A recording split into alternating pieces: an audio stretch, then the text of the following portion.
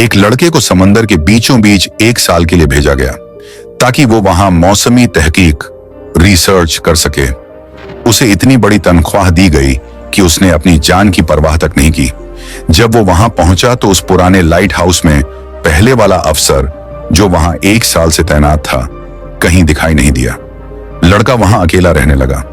फिर एक रात समंदर की गहराइयों से एक अजीब मखलूक उभरी, एक ऐसी औरत जो न इंसान थी और न ही कोई जिन, लेकिन वो बेहद हसीन थी, ऐसी कि आंखें हटाना नामुमकिन था। उस रात वो लड़के के करीब आई और रफ्ता रफ्ता वो दोनों एक दूसरे के आदी हो गए। अब वो मखलूक हर रात आने लगी और लड़का उसके बगैर रह नहीं पाता था। 1 साल गुजर गया, लेकिन जब वापस जाने का वक्त आया तो उस लड़के ने इनकार कर दिया। उसने कहा, मैं अब यही रहूंगा सारी जिंदगी। आखिर वो मखलूक कौन थी? न इंसान न जिन। फिर ऐसी क्या हस्ती थी कि उसने एक इंसान को दुनिया छोड़ने पर मजबूर कर दिया? और वो उससे ऐसा क्या करवाती रही कि उसने अपना सब कुछ कुर्बान करके हमेशा के लिए समंदर को अपना घर बना लिया? समंदर की गहरी खामोशी में एक छोटी रिसर्च टीम भारतीय बहर ए हिंद के बीचों बीच वाक़े एक वीरान जीरे की तरफ बढ़ रही थी। उनका हदफ था एक ऐसा मकाम जहां न इंसान बसता था, न परिंदे उड़ते थे, बस लहर और हवा की वहशत थी। जहाज पर मौजूद टीम में सबसे कम उम्र मगर सबसे अहम रुकन था आदित्य शर्मा, एक नौजवान मौसम अफसर। हुकूमत ने उसे यहाँ 1 साल के लिए तैनात किया था ताकि वो जीरे के बदलते मौसम का मुतालिया करे। तमाम साजो सामान, खुराक, आलात और रहाइश पहले ही तैयार थे। कई दिनों के सफर के बाद कश्ती जब जीरे के करीब पहुंची तो वो मंजर किसी अफसाने जैसा लग रहा था। नीला समंदर, खामोश आसमान और बीचों बीच एक तन्हा जजीरा, जैसे दुनिया ने उसे भुला दिया हो। साहिल पर उतरते ही सन्नाटा फैल गया। न कोई परिंदा, न कोई निशान जिंदगी, सिर्फ लहरों की गूंज और हवा की सिसकी। जजीरे के बीच एक पुराना लाइट हाउस और उसके पहलू में एक छोटा सा मकान खड़ा था। यही आदित्य का नया घर था, जहां उससे पहले मौसम अफसर राघव वर्मा तैनात था। लेकिन जब टीम ने उस मकान का दरवाजा खोला तो अंदर अफरा तफरी थी। सामान बिखरा पड़ा था, कागज उड़े हुए थे, कुर्सियां उल्टी हुई थीं, जैसे कोई शख्स अचानक सब कुछ छोड़कर भाग गया हो। कप्तान राजीव सिंह और आदित्य ने एक दूसरे की तरफ देखा, फिर लाइट हाउस की तरफ बढ़े, मगर वहां पहुंचकर उनके कदम रुक गए। पूरा लाइट हाउस नुकीली लकड़ियों और लोहे की सलाखों से बंद था, जैसे किसी ने उसे जानबूझकर कैद कर दिया हो। राजीव ने जोर से दरवाजा पीटा, कोई जवाब नहीं।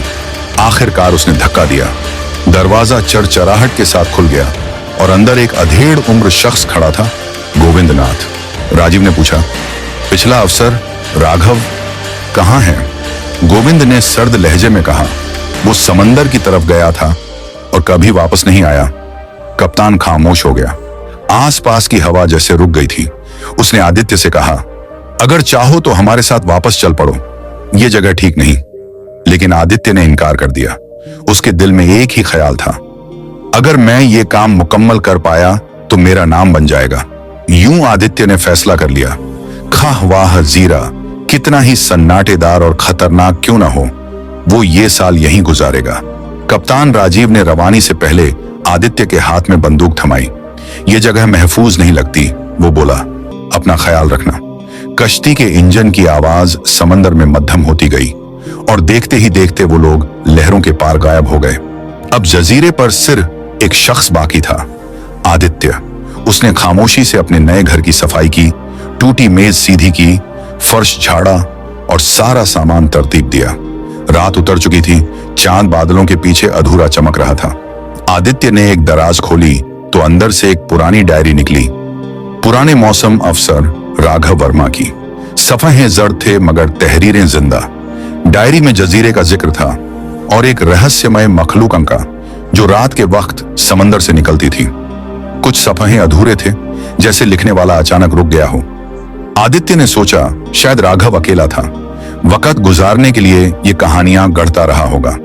चंद सफ़हों पर अजब शक्लों के खाके बने थे, निस्फ इंसान, निस्फ जानवर, नील गूं चमड़ी और खाली आंखों वाली मखलूकन। एक सफ़े पर राघव की बीवी की तस्वीर भी चिपकी थी, एक नाजुक चेहरा जैसे माजी के पर्दे से झांक रही हो। डायरी पढ़ते पढ़ते आदित्य की पलकें भारी हो गईं। कुछ देर बाद वो नींद में डूब गया। अगली सुबह वो साहिल की तरफ निकला। चट्टानों के बीच कुछ पत्थर और सीपियां खास तरतीब में रखी थी, जैसे किसी ने कोई अलामत बनाई हो। उसने सोचा शायद ये सब गोविंद की हरकत है और काम में लग गया। दिन ढला तो उसने दूरबीन से लाइट हाउस की तरफ देखा। एक लम्हे को उसे लगा कि गोविंद के साथ कोई और भी खड़ा है, मगर पलक झपकने से पहले ही मंजर गायब हो गया। शायद वहम है, वो बड़बड़ाया। रात गहरी हुई तो आदित्य नोट्स लिखने में मसरूफ था कि दरवाजे पर हल्की सी दस्तक हुई। कौन? वो बोला। कोई जवाब नहीं। हाथ में लैंप लिए आहिस्ता आहिस्ता दरवाजे की तरफ बढ़ा। अचानक एक गंभीर आवाज गूंजी, जैसे समंदर के अंदर से कोई कराह रहा हो। और फिर दरवाजे के नीचे से एक लंबी नीलगू उंगलियों वाला हाथ अंदर घुसने लगा। आदित्य का सांस रुक गया। वो सीधा बेसमेंट की तरफ दौड़ा और अंधेरे में दबक गया। दरवाजा चरचराहट के साथ खुला। कोई चीज अंदर आ चुकी थी। वो आहिस्ता आहिस्ता चलती कमरे के हर कोने में झांकती रही। आदित्य ने दीवार की दरार से झांका। अचानक वो मखलूका रुक गई, जैसे कुछ महसूस किया हो। फिर वो तेजी से दीवार की तरफ लपकी और अपना हाथ दरार के अंदर घुसाया। आदित्य के हाथ कांपने लगे, मगर उसने फौरन एक चाकू उठाया और पूरी ताकत से मखलूकन की आंख में घोंप दिया। एक खौफनाक चीख गूंजी। वो चीज पीछे हटी, लड़खड़ाई और अंधेरे में गुम हो गई। आदित्य हांफता हुआ जमीन पर बैठ गया। उसे यकीन हो गया, राघव की डायरी झूठ नहीं थी। ये जजीरा वाकई जिंदा था और वो अब इसमें कैद हो चुका था। रात के उस वाकये की गूंज अब भी आदित्य के जहन में थी। वो जान चुका था राघव की डायरी में जो लिखा था वो सब हकीकत थी। पूरी रात वो खिड़की के पास बैठा रहा, तारीकी में झांकता, हर साए से चौंकता। सुबह हुई तो उसके कदम रेत पर रुक गए। सामने लंबे चौड़े अजीब पैरों के निशान थे, जो सीधे समंदर की तरफ जाकर खत्म हो रहे थे। अब शक की कोई गुंजाइश न थी। जजीरे पर वो अकेला नहीं था। उसे समझ आ गया कि गोविंद ने लाइट हाउस के चारों तरफ नुकीली लकड़ियां क्यों गाड़ी थी।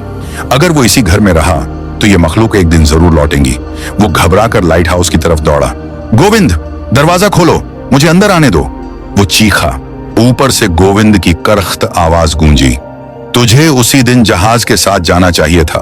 और फिर उसने बाल्टी से पानी फेंककर आदित्य को दूर धकेल दिया। आदित्य खामोशी से वापस आया। अब उसे अपनी हिफाजत खुद करनी थी। उसने खिड़कियां बंद की, दीवारों के गिर्द नुकीली तख्तियां गाड़ियों, दरवाजे के सामने पुराने कागज और किताबें रखी और उन पर तेल छिड़क दिया। अगर वो वापस आए तो आग उन्हें रोक लेगी, मगर उसे मालूम नहीं था आज की रात उसे एक नई हकीकत दिखाने वाली थी। शाम ढली, आसमान पर लाली फैली और अंधेरा रेंगने लगा। कमरे के कोने में उसे एक पुराना लकड़ी का बॉक्स दिखा।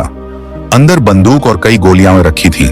एक लम्हे को उसे लगा शायद किस्मत ने अभी हथियार नहीं डाले।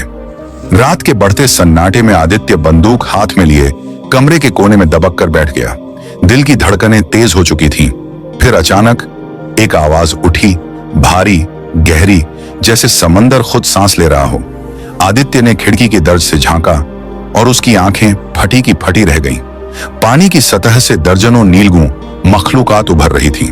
उनके जिस्म चमक रहे थे, आंखें शोलों की तरह दहक रही थीं और उनकी हरकतें इंसानी नहीं लग रही थीं। चंद लम्हों में वो सब घर के दरवाजे पर आन पहुंची। एक जोरदार झड़प, फिर दूसरी, पूरी दीवार हिलने लगी। आदित्य ने बंदूक संभाली और गोलियां चलाईं। कुछ मखलूकात चीख के समंदर में जा गिरी, मगर बाकी और भी वहशी हो गईं। उसने जल्दी से बाहर भागकर दरवाजे के आगे रखे कागजों को आग लगा दी। शोले भड़क उठे और उनकी रोशनी ने जैसे अंधेरे को काट दिया। मखलूकात पीछे हटने लगी, फिर एक चीख के साथ समंदर की तरफ भाग गईं। आदित्य ने सुकून का सांस लिया, मगर तब उसके चेहरे पर रोशनी का अक्स बदला। आग अब सिर्फ कागजों में नहीं थी, वो दरवाजे से होती हुई दीवारों तक फैल चुकी थी। पूरा घर शोले में लिपटने लगा। आदित्य, जिसने अभी अभी मौत से बचाव पाया था, अब अपने ही जलते हुए घर में कैद था। घर का दरवाजा दहकते शोले में बदल चुका था। पूरा मकान लकड़ियों का बना था, इसलिए आग तेजी से भड़क उठी। आदित्य ने घबराकर एक मोटी चादर में खुद को लपेटा और किसी तरह शोलों के बीच से निकलकर बाहर भाग आया। वह दौड़ता हुआ लाइट हाउस के करीब एक बड़े पत्थर के पीछे जा छिपा। हाथ में गहरा जख्म था, खून बह रहा था। अचानक आसमान पर काले बादल छा गए और कुछ ही लम्हों में तेज बारिश शुरू हो गई। रात भर वह पत्थरों के पीछे छिपा रहा, जबकि बारिश धीरे धीरे आग को बुझाती रही। सुबह हुई तो वह मंजर दिल दहला देने वाला था।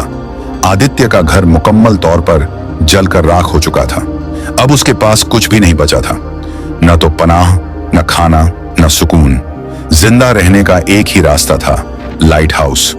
उसने बंदूक उठाई, जख्म पर कपड़ा बांधा और पत्थरों के बीच छिपकर बैठ गया, इंतजार करते हुए कि गोविंद कब बाहर निकले। कई घंटे बाद आखिरकार गोविंद बाल्टी लेकर पानी भरने निकला। आदित्य धीरे धीरे उसके पीछे बढ़ा, मगर अचानक पत्थरों के बीच से एक नीलगूं चिपचिपी मखलूक छलांग लगाकर उस पर टूट पड़ी। आदित्य ने पूरी ताकत से उसे काबू में किया। वह मखलूक तड़प रही थी, चीख रही थी। इतने में गोविंद भागता हुआ आया। रुक जाओ, वह चिल्लाया, यह मेरी है। आदित्य चौंक गया। यह तुम्हारी?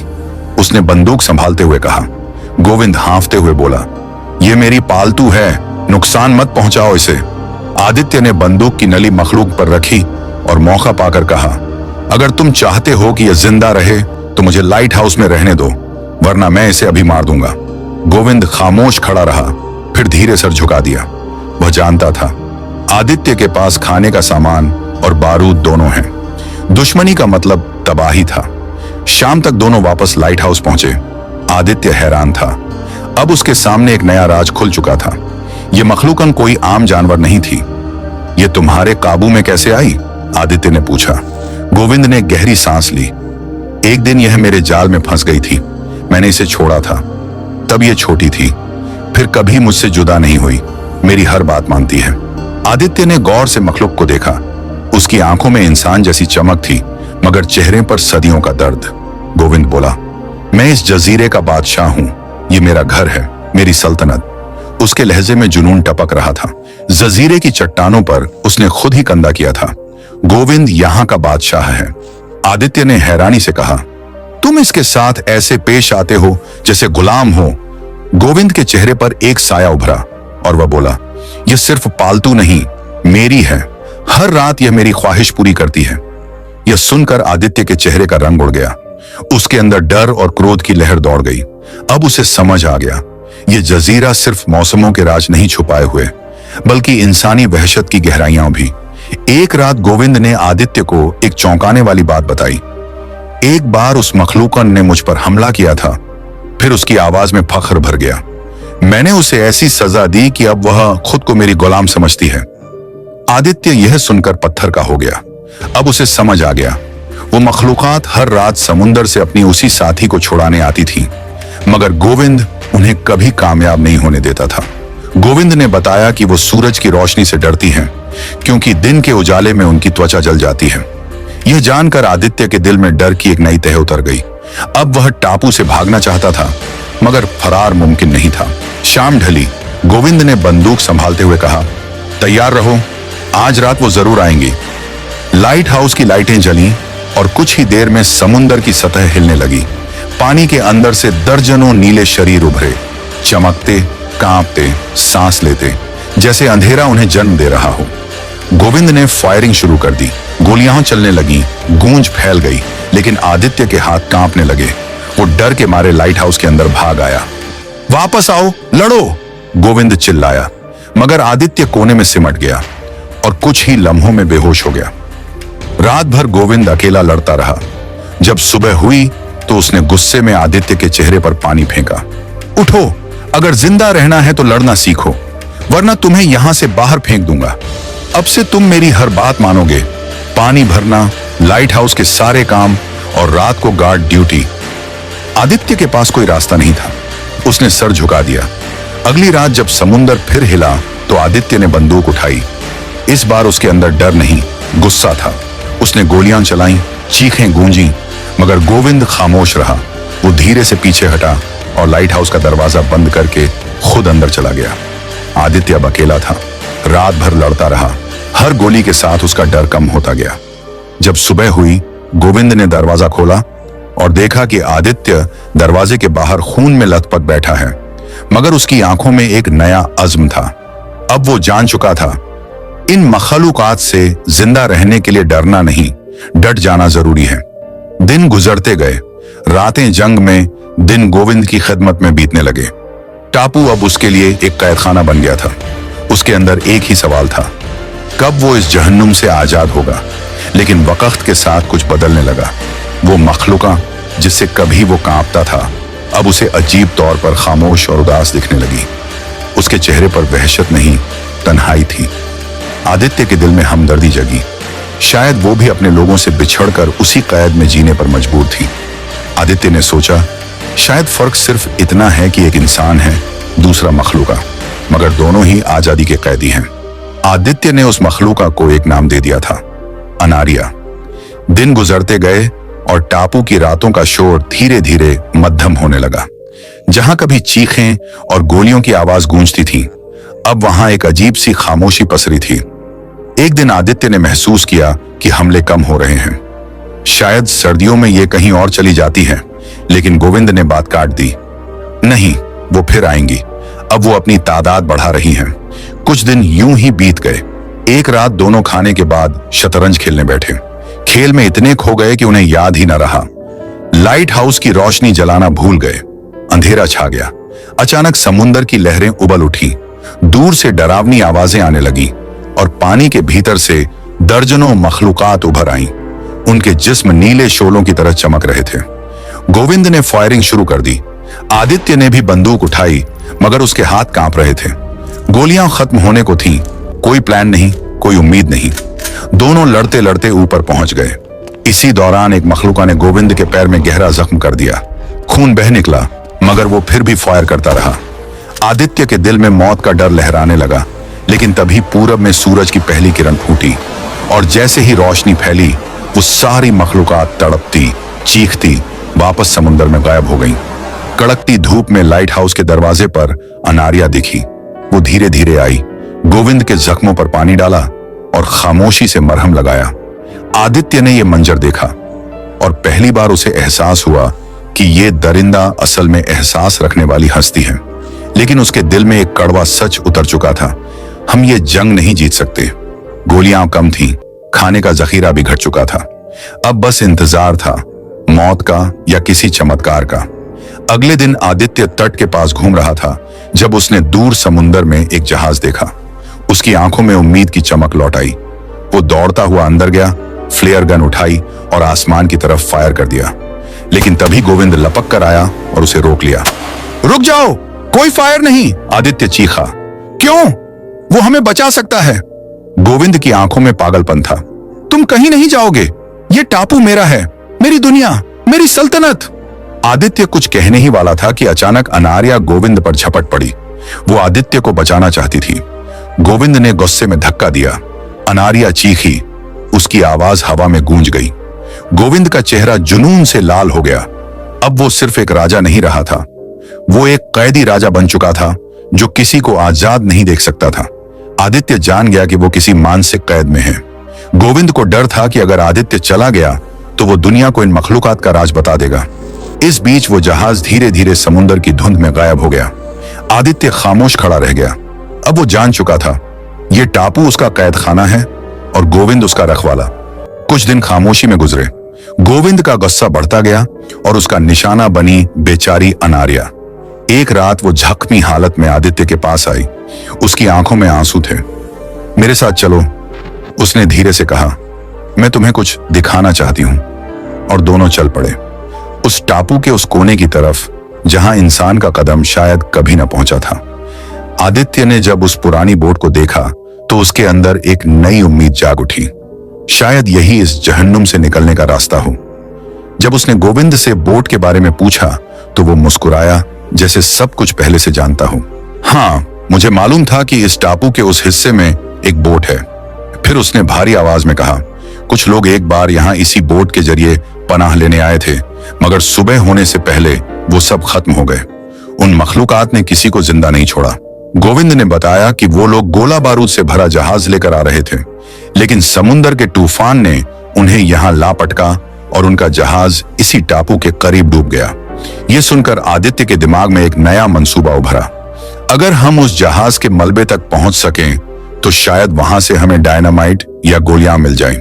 उनके पास एक पुराना डाइविंग सूट था, भारी मगर कारगर। गोविंद ने फौरन इनकार कर दिया। ये खुदकुशी है, वहां जाना मौत को दावत देना है। मगर आदित्य अब रुकने वाला नहीं था। अगर हमें जिंदा रहना है तो खतरा मोल लेना ही होगा। कुछ दिन गुजरे। आदित्य और अनारिया के दरमियान अब एक नरम खामोश रिश्ता बन चुका था। दोनों एक दूसरे की तन्हाई समझने लगे थे और यही बात गोविंद के लिए नाकाबिले बर्दाश्त थी। एक रात उसने उन्हें करीब आते देखा और उसी पल उसके दिल में नफरत और हसरत का जर भर गया। अब वो आदित्य को खत्म करने की ठान चुका था। अगली सुबह वो बजाहिर नरम लहजे में बोला, ठीक है, मैं मान गया। तुम सूट पहनकर नीचे जाओ, डायनामाइट लाओ, फिर मैं तुम्हें बोट के जरिए ऊपर खींच लूंगा। लेकिन उसके चेहरे पर छिपा इरादा कुछ और था। वो चाहता था कि आदित्य समुंदर की गहराई में फंस जाए, मखलूकात उसे मार डालें और यूं सारा डायनामाइट, सारा इख्तियार फिर से उसके हाथ में आ जाए। दोनों बोट में बैठकर उस जगह पहुंचे जहां जहाज डूबा था। आदित्य ने भारी डाइविंग सूट पहना, एक लंबी सांस ली और अंधेरे पानी में उतर गया। गहराई बढ़ती गई, रोशनी मध्यम होती गई और नीचे पहुंचकर उसने जहाज का मलबा देखा। पूरा टूटा हुआ, मगर अंदर अब भी कुछ बॉक्स मौजूद थे। किस्मत ने साथ दिया, उनमें से कुछ में डायनामाइट महफूज था। अचानक पानी के अंधेरे में हलचल हुई, कुछ मखलूकात उसके सामने उभरी। आदित्य का दिल थम गया, कदम फिसले और वो नीचे गिर गया। सूट की भारी धातु ने उसे जमीन से चिपका दिया। वो हिल भी नहीं पा रहा था। ऊपर सिग्नल भेजना भी मुमकिन न रहा। ऊपर गोविंद ने सोचा खत्म हो गया, लेकिन हकीकत कुछ और थी। आदित्य के सामने जो मखलूकन थी वो दरअसल दो नन्हे बच्चे थे, डरे हुए, कमजोर और हैरान। आदित्य ने मुश्किल से खुद को संभाला। सूट वहीं छोड़कर ऊपर सतह तक पहुंचा, जहां उसे कुछ पुराने बक्से मिले जिनमें डायनामाइट महफूज था। वापसी पर दोनों ने दिन रात एक कर दी। उन्होंने लाइट हाउस के चारों तरफ 2 तहों में डायनामाइट बिछाया, ताकि अगली बार जब मखलूकात हमला करें तो एक ही धमाके में सब खत्म हो जाए। महीने गुजरते गए और आदित्य के दिल में अब सिर्फ एक दुआ बाकी थी। अगला हमला आखिरी हो। बर्फबारी शुरू हो चुकी थी। समुंदर के ऊपर की ठंडी हवा छुरी की तरह काट रही थी, मगर उसी मौसम में एक अजीब सा सुकून था। वो मखलूकात जो हर रात आती थी अचानक गायब हो गई। न कोई शोर, न कोई चीख, गोया टापू सो गया हो। गोविंद के दिल में शक ने जन्म लिया। ये खामोशी आम नहीं है, उसने कहा। शायद अनारिया ने उन्हें खबरदार कर दिया है। गुस्से में वो उस पर टूट पड़ा, लेकिन आदित्य बीच में आ गया और उसे रोक लिया। दोनों के दरमियान तल्ख लफ्जों का ताबादला हुआ। फिर एक फैसला, एक नया मंसूबा। मंसूबा सीधा था, लाइट हाउस का दरवाजा खुला छोड़ दिया जाए। जब मखलूकात अंदर आई तो डायनामाइट एक ही पल में सब कुछ उड़ा दे। आदित्य ने चालाकी से पूरा प्लान तैयार किया। अनारिया, तुम छत पर जाकर चीखो ताकि वो तुम्हारी आवाज पर भड़के। अनारिया ने धीरे से सर हिलाया और अगले ही लम्हे उसकी चीख समुंदर पर गूंज उठी। पानी कांप गया, गहराइयों से नीले जिस्म उभरने लगे। वो गरजते, चिल्लाते दीवारों पर चढ़ते जा रहे थे। उन्होंने देखा कि लाइट हाउस का मेन गेट खुला है और यही उनकी सबसे बड़ी गलती थी। चंद लम्हों में वो अंदर घुस आए। आदित्य ने बंदूक उठाई, गोलियां चली, धुआं, चीखें, पानी, सब एक दूसरे में घुल गए, मगर वो बहुत ज्यादा थे। इसी वक्त गोविंद ने लीवर दबाया, मगर धमाका नहीं हुआ। खामोशी, सिर्फ मखलूकात की गरज। आदित्य के चेहरे पर पसीना जम गया। कनेक्शन, वो बड़बड़ाया। वो भागता हुआ ऊपर गया और कांपते हाथों से तारें जोड़ने लगा। नीचे गोविंद तन्हा लड़ रहा था। हर गोली के साथ दीवार हिल रही थी। आदित्य ने कनेक्शन मुकम्मल किया। पहली परत धमाके से फट गई। रोशनी का एक दायरा बना और दर्जनों मखलूकात चीखते हुए हवा में बिखर गए, लेकिन कुछ अब भी जिंदा थे। गोविंद ने दूसरा लीवर दबाया। एक जोरदार धमाका, जमीन कांप उठी, आसमान स्याह धुएं से भर गया। फिर खामोशी, दोनों बेहोश हो गए। सुबह सूरज की रोशनी दीवारों पर पड़ी तो आदित्य ने आंखें खोली। चारों तरफ तबाही थी। समुंदर के किनारे दर्जनों लाशें, जले हुए जिस्म और खून की बू। अनारिया कहीं नहीं थी।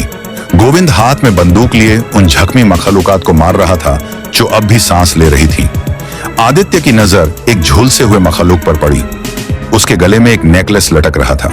वो मखलूक आखिरी सांस ले रही थी और उसकी आंखों में दर्द नहीं, धुआं थी। उसी पल आदित्य का दिल टूट गया। उसे एहसास हुआ ये मखलूकात दरिंदे नहीं थी, ये अपने प्यारों के लिए लड़ने वाली जिंदा रूहें थीं, मोहब्बत करने वाली, दर्द सहने वाली, इंसानों की तरह, बस खामोश।